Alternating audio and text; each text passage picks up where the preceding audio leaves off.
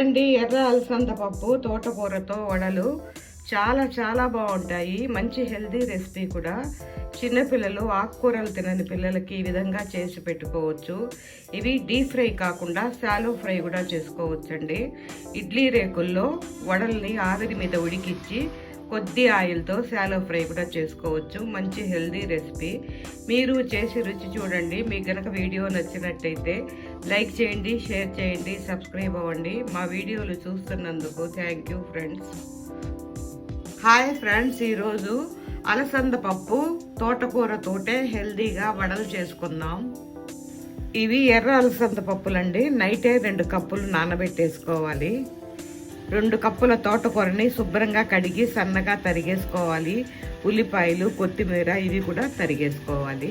ఇప్పుడు శుభ్రంగా కడిగిన అలసంద పప్పుని మిక్సీ జార్లో వేసేసుకోవాలి. 2 పచ్చిమిర్చి, కొద్దిగా అల్లం ముక్క, కొద్దిగా జీలకర్ర, సాల్ట్ కొద్దిగా వేసి కచ్చా పచ్చాగా గ్రైండ్ చేసేసుకోవాలి.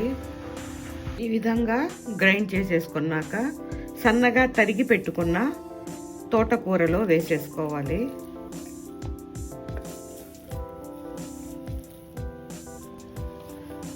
ఈ విధంగా మిగిలిన పిండి కూడా గ్రైండ్ చేసేసుకోవాలి. ఈ విధంగా పిండి అంతా గ్రైండ్ చేసేసుకున్నాక ఇప్పుడు దీనిలో తరిగిన కొత్తిమీర, ఉల్లిపాయలు వేసేసుకోవాలి.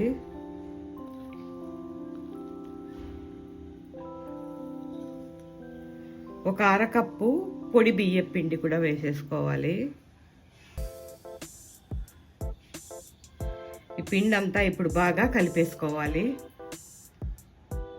ఈ విధంగా పిండి అంతా కలిపేసి దీన్ని మూత పెట్టి ఒక 10 నిమిషాలు పక్కన పెట్టేసుకోవాలి.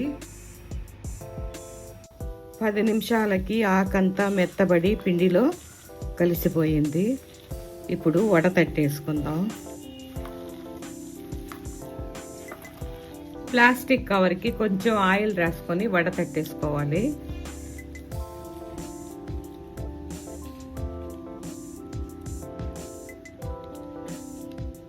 కడాయిలో ఆయిల్ వేసి ఆయిల్ కాగాక మీడియం ఫ్లేమ్లో పెట్టుకొని వడ వేసేసుకోవాలి.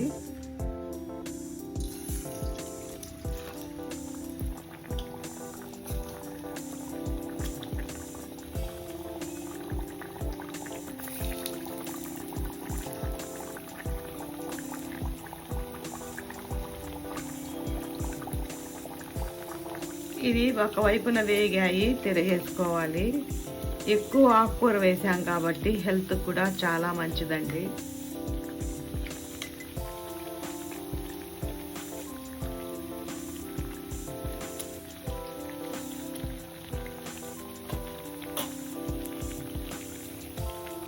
వేగిపోయాయి, తీసేసుకోవాలి.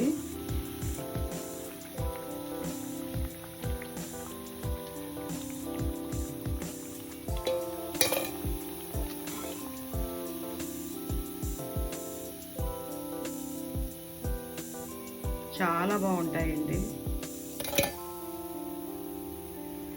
ఇంకో ట్రిప్ కూడా వేసేసుకుందాం.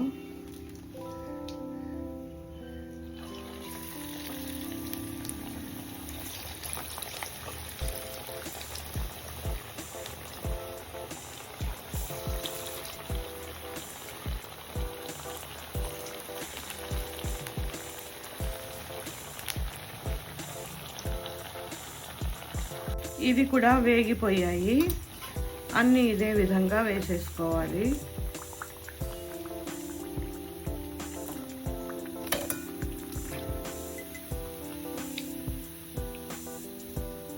కరకరలాడుతూ చాలా బాగా వచ్చాయండి.